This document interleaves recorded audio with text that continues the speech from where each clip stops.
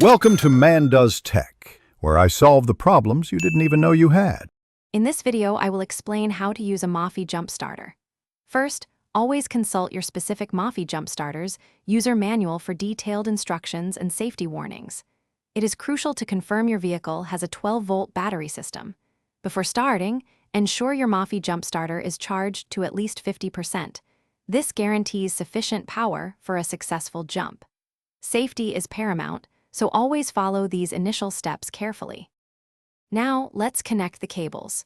Begin by securely attaching the red clamp to the positive terminal of your vehicle's dead battery. This terminal is usually marked with a plus sign.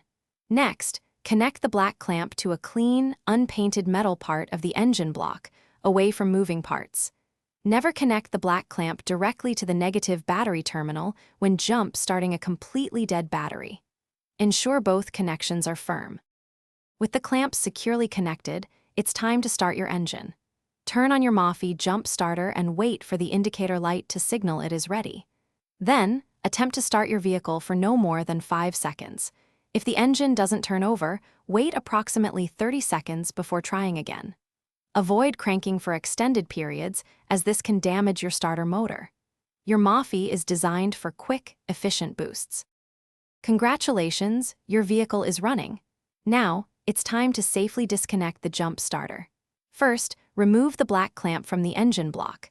Then, carefully detach the red clamp from the positive battery terminal. Store your Mophie Jump Starter properly and remember to fully recharge it after every single use. This ensures it's always ready for the next time you might need a quick power boost on the go. Drive safely. Thanks for watching. If you found this helpful, don't forget to like and subscribe.